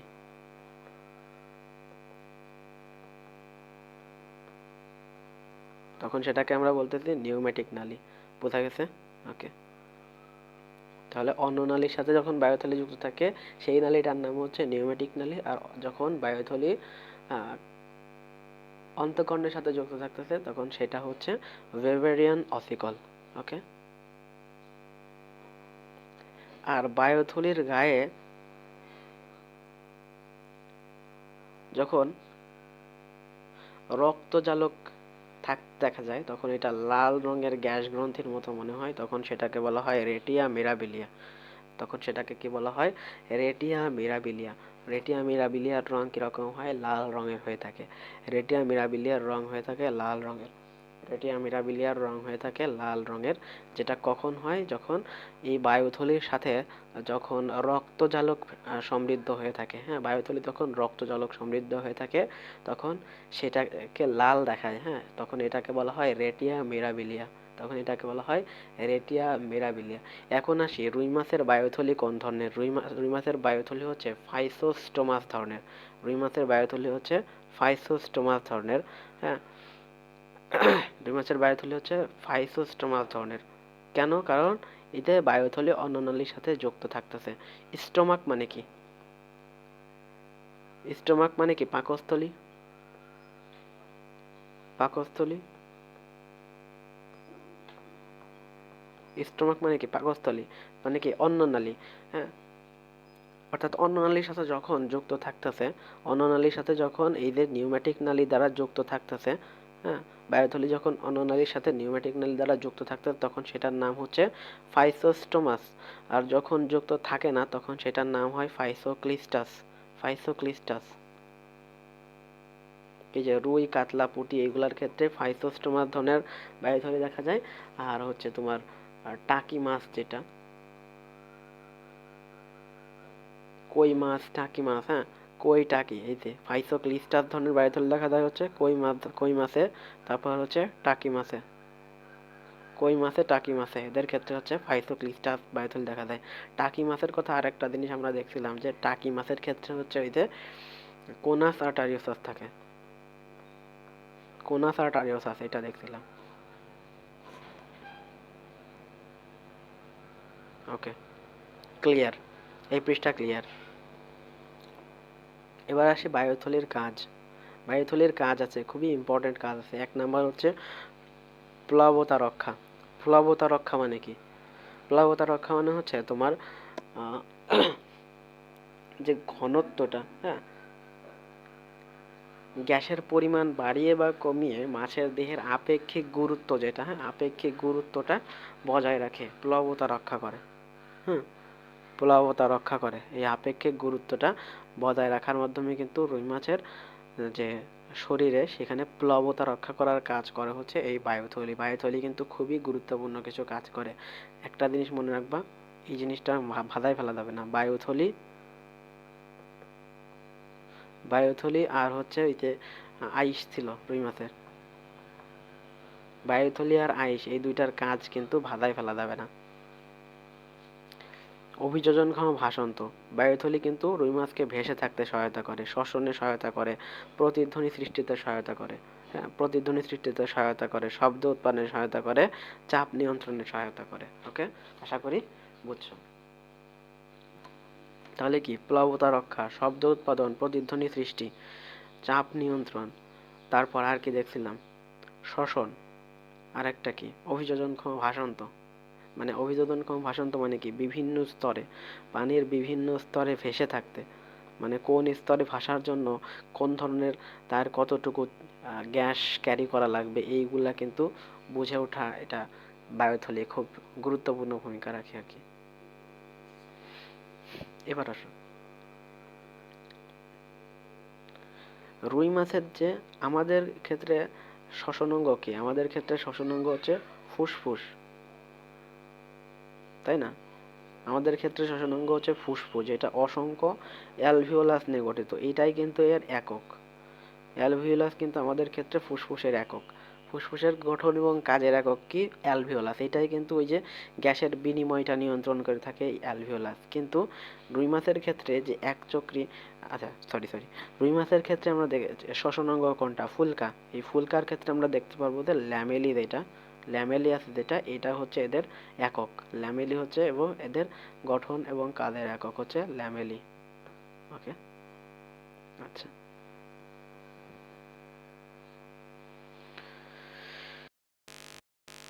আচ্ছা, এবার এখানে দেখতে পারতেছি আরেকটা টার্মের কথা বলা হয়েছে, সেটা হচ্ছে অ্যাট্রেসিয়া। অ্যাট্রেসিয়া মানে কি? অ্যাট্রেসিয়া মানে হচ্ছে ডিম দেহে শোষিত হওয়া। ডিম শোষিত হওয়া। হ্যাঁ, ডিম শোষিত হওয়া, এটাকে বলা হয় অ্যাট্রেসিয়া। ঠিক আছে, ডিম শোষিত হওয়াকে বলা হয়, দেহে শোষিত হওয়াকে বলা হয় অ্যাট্রেসিয়া। আচ্ছা, এবার প্রজনন তন্ত্রের কথায় আসি। শুক্রাশয় এবং ডিম্বাশয়, দেখতে হবে ডিম্বাশয় হচ্ছে মেসোভেরিয়াম। মেসোভেরিয়াম নামক একটা দেহ, একটা পেরিটোনিয়াম ভাঁজ। ঠিক আছে, ডিম্বাশয় পেরিটোনিয়াম ভাঁজ মেসোরভিয়াম দিয়ে দেহ প্রাচীরে ঝোলানো থাকে। ডিম্বাশয় মেসোরভিয়াম দিয়ে ঝোলানো থাকে। শুক্রাশয় ঝোলানো থাকে কি দিয়ে? মেসোরকিয়াম দিয়ে। হ্যাঁ, শুক্রাশয় ঝোলানো থাকে হচ্ছে মেসোরকিয়াম দিয়ে, এটা একটু মনে রাখবা। রুই মাছের প্রজননের যে সময়টা সেটা কোনটা? জুন জুলাই, বর্ষাকালে। বর্ষাকালটা হচ্ছে জুন জুলাই মাস। রুই মাছের প্রজননের যে সময়টা সেটা হচ্ছে জুন জুলাই, অর্থাৎ বর্ষাকাল। হ্যাঁ, বর্ষাকাল হচ্ছে রুই মাছের প্রজননের জন্য উপযুক্ত সময়। রুই মাছ সাধারণত বছরে দুবার, সাধারণত 2 বছর বয়স, রুই মাছ সাধারণত 2 বছর বয়সে প্রজননক্ষম হয়ে ওঠে। রুই মাছ সাধারণত 2 বছর বয়সে প্রজননক্ষম হয়ে ওঠে। এইসব দরকার নাই, সব আগে কত হইতো এইসব দরকার নাই। জাস্ট এটা দেখো যে সাধারণত স্ত্রী মাছ 51 থেকে 70 সেন্টিমিটার এবং পুরুষ মাছ 60 থেকে 65 সেন্টিমিটার লম্বা হয়, তারপর তারা জননক্ষম হয়ে ওঠে। স্ত্রী মাছ হচ্ছে 51 থেকে 70 সেন্টিমিটার আর পুরুষ মাছ 60 থেকে 65 সেন্টিমিটার মতো লম্বা হওয়ার পরে তারা কিন্তু প্রজননক্ষম হয়ে ওঠে। ওকে, প্রজননের স্থান এই যে হাওর, বাওর, পুকুর, বিল, এইগুলা এখানে হয় মেনলি। এই যে একটা প্রাকৃতিক প্রজনন ক্ষেত্র রুই মাছের, সেটা হচ্ছে হালদা, বিগ রিসোর্স। পরিযান বা অভিপ্রায়ণ, রুই মাছের যে পরিযান সেটা কি ধরনের? প্রোটোমোড্রোমাস ধরনের। রুই মাছের পরিযান হচ্ছে প্রোটোমোড্রোমাস ধরনের। মানে কি? যেহেতু এদের পরিযান শুধু স্বাদু পানির মধ্যে সীমাবদ্ধ, তাই এদের পরিযান হচ্ছে প্রোটোমোড্রোমাস ধরনের। ডিম পাড়ার সময় কিন্তু এরা স্বাদু পানিতে চলে আসে, স্বাদু পানিতেই কিন্তু এরা ডিম পাড়ে। এই কারণে এদের যে পরিযান সেটা হচ্ছে প্রোটোমোড্রোমাস ধরনের। আর রুই মাছের ডিম কোন ধরনের? তাপমাত্রার কথা যদি বলি, 24 থেকে 28 ডিগ্রি সেলসিয়াস তাপমাত্রা এবং অক্সিজেন থাকা পানিতে যদি তাপমাত্রাটা 24 থেকে 28 ডিগ্রি সেলসিয়াসের মাঝে হয় এবং সেখানে যদি পর্যাপ্ত পরিমাণে অক্সিজেন থাকে, তাহলে সেটা কি করে? রুই মাছকে যৌন জননে উদ্বুদ্ধ করে। আর তখন কি হয়? তাদের ডিম পাড়ার যে প্রবণতা সেটা বেড়ে যায়। ওকে,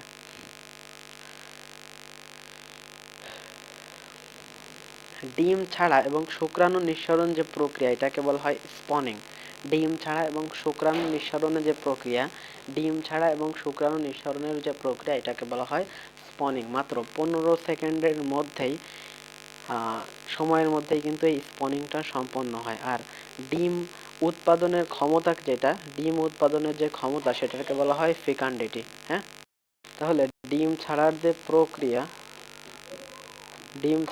প্রক্রিয়া সেটা হচ্ছে স্পনিং। আর ক্ষমতার কথা যদি বলি, ডিম ছাড়ার যে ক্ষমতা সেটা হচ্ছে ফিকান্ডিটি। হ্যাঁ, ডিম ছাড়ার ক্ষমতা হচ্ছে ফিকান্ডিটি।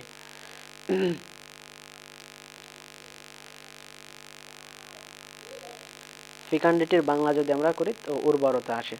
প্রতি কেজি ওজনের রুই মাছের ফিকান্ডিটি 1 থেকে 4 লক্ষ। অর্থাৎ 1 কেজি ওজনের একটি রুই মাছ এক ঋতুতে 1 থেকে 4 লক্ষ ডিম কিন্তু দিতে পারে। হ্যাঁ, একটা রুই মাছের, তো 1 কেজি ওজনের যদি একটা রুই মাছ হয়, তাহলে তার ফিকান্ডিটি হয় হচ্ছে 1 থেকে 4 লক্ষ।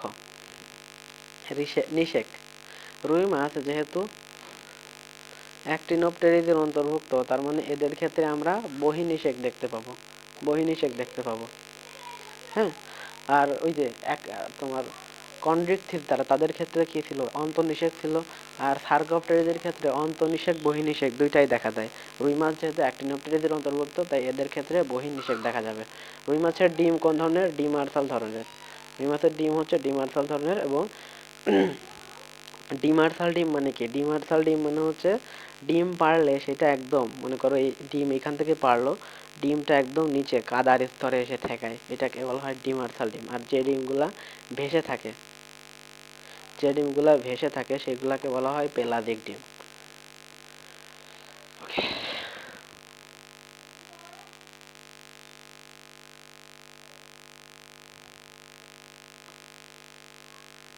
রুই মাছের ক্ষেত্রে জাইগোট সৃষ্টি হওয়ার, জাইগোট কি, জাইগোট হচ্ছে পুং এবং স্ত্রী জনন কোষের মিলনের ফলে যে প্রথম কোষটা তৈরি হয় সেটাই হচ্ছে জাইগোট। হ্যাঁ, জাইগোট সৃষ্টির 30 থেকে 45 মিনিট পরেই কিন্তু ক্লিভেজ শুরু হয়ে যায়। হ্যাঁ, জাইগোট সৃষ্টির 30 থেকে 45 মিনিট পরই ক্লিভেজ শুরু হয়।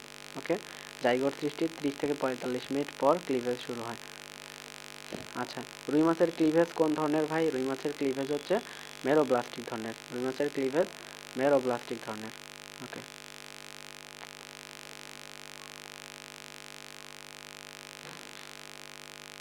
ক্লিভেজের ফলে সৃষ্ট প্রত্যেক কোষকে বলা হয় ব্লাস্টোমিয়ার, এটা আমরা জানি।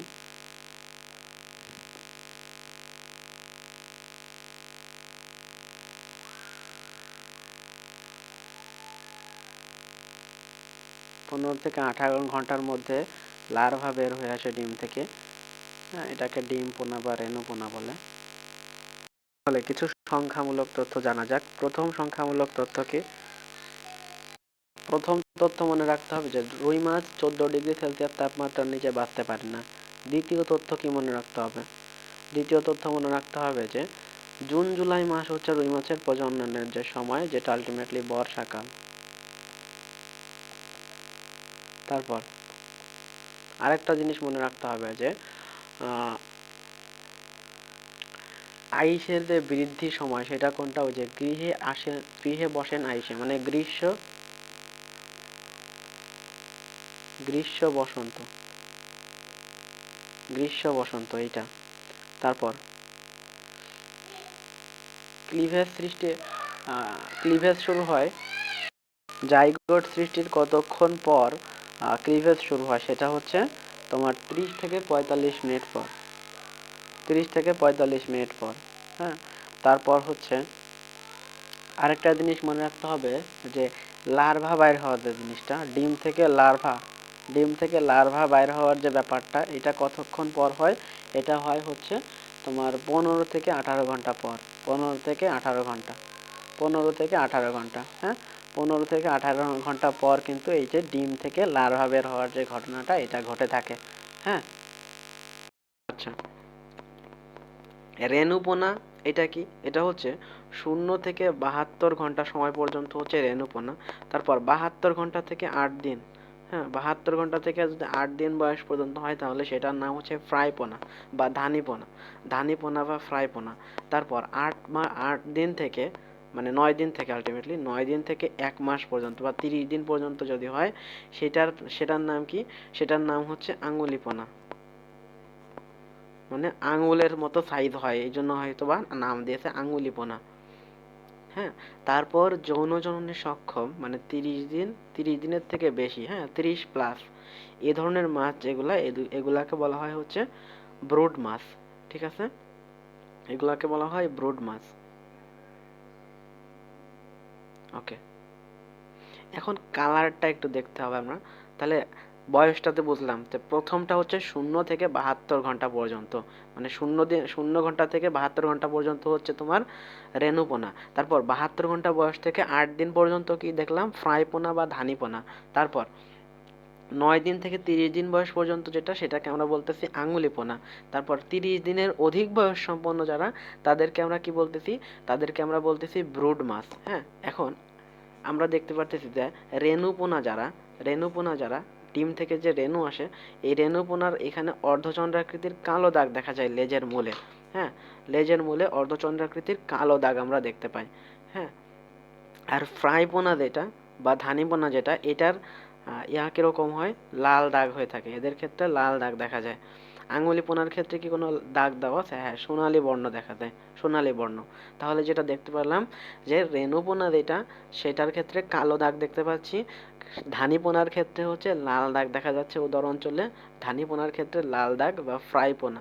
ফ্রাইটা আমি এটা এরকম চিন্তা করতাম যে ফ্রাই কিভাবে করে, একদম আঙুলে পুড়ে লাল কাইন্ড অফ হয়ে যাবে, লাল কালার হয়ে যাবে, সেটা হচ্ছে ফ্রাই, তাই না? ফ্রাইয়ের কালার লাল। আর আঙ্গুলে পোনা, সোনার আঙুলটা কিরকম হয়? সোনার রঙের, সোনা বর্ণের, হ্যাঁ, সোনালী আঙ্গুল। মানে আঙ্গুলে মানুষ কি করে? সোনালী বা সোনা আংটি পরে না, আঙুলে কি করে মানুষ? সোনার আংটি পরে না মানুষ আঙুলে, সেটাই এখানে আমি এরকম মনে করি যে এরকম সেই আঙুলে সোনালী বর্ণ, আঙুলি পোনা সোনালী বর্ণ। এখন দৈর্ঘ্যর কথায় চিন্তা করে আমরা, প্রথমটা 7 মিলিমিটার, মানে রেণু পোনা যেটা সেটা 7 মিলিমিটার পর্যন্ত হয়ে থাকে। তারপর ধানি পোনা যেটা বা ফ্রাই পোনা সেটা 12 মিলিমিটার পর্যন্ত হয়ে থাকে। আর এটা 30 মিলিমিটার পর্যন্ত হয়ে থাকে। এটা কি কিরকম?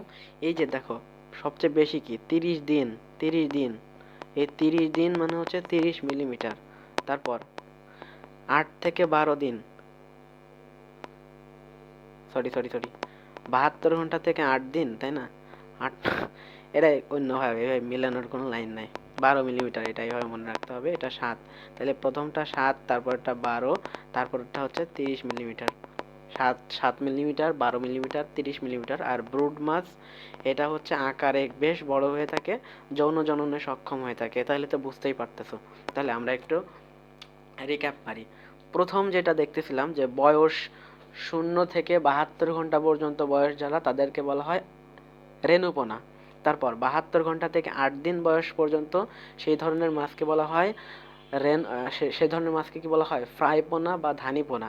হ্যাঁ, তারপর 9 দিন থেকে 30 দিন বয়স পর্যন্ত যারা, তাদেরকে কি বলা হচ্ছে? আঙুলি পোনা। 30 দিনের অধিক বয়স্ক মাছ বা যৌন জননে সক্ষম মাছ যেগুলা, তাদেরকে আমরা কি বলতেছি? ব্রুড মাছ বলতেছি। হ্যাঁ, তাদেরকে কি বলতেছি? ব্রুড মাছ। হ্যাঁ, এবার আসি আমরা কালারে। প্রথম আমরা যে রেণুপোনা দেখতেছি, রেণুপোনার ক্ষেত্রে কালো কালার। হ্যাঁ, রেণুপোনার ক্ষেত্রে কালো রং দেখতে পারতেছি। তারপর আমরা যখন দেখলাম যে ফ্রাই পোনা বা ধানি পোনা, ওদের ক্ষেত্রে আমরা কি রং দেখলাম? ওদের ক্ষেত্রে আমরা দেখলাম লাল রং, তাই না? তারপর আমরা যখন দেখলাম যে আঙুলি পোনা, আঙুলি পোনার ক্ষেত্রে কি দেখলাম? ওইতে আঙুলে মানুষ কি করে? সোনার আংটি পরে, সোনালি। আঙুলি পোনার ক্ষেত্রে আমরা দেখছিলাম যে সোনালি রং। এবার আসি আমরা যে দৈর্ঘ্যের যে ব্যাপারটা। প্রথমটা আমরা দেখছিলাম যে 7 মিলি, 7 মিলিমিটার, 7 মিলিমিটার, তাই না?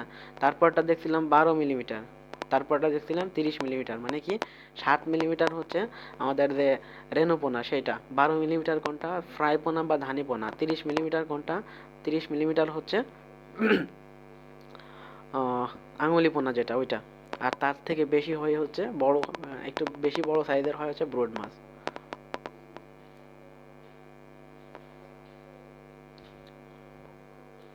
সিপ্রিনি ফর্মিস বর্গের সিপ্রিনিডে গোত্রভুক্ত প্রজাতি। এ গোত্রের মাছগুলো কার্প জাতীয় মাছ নামে পরিচিত।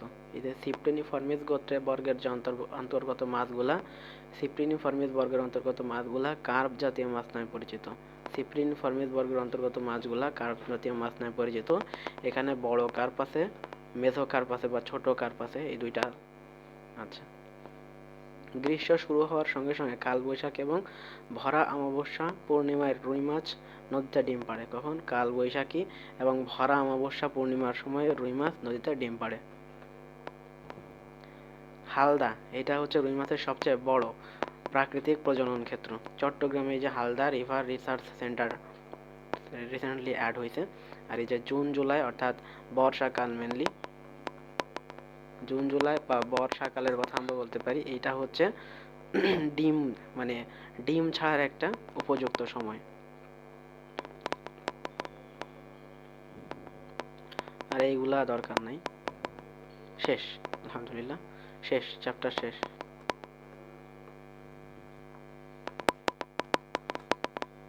আলহামদুলিল্লাহ, শেষ।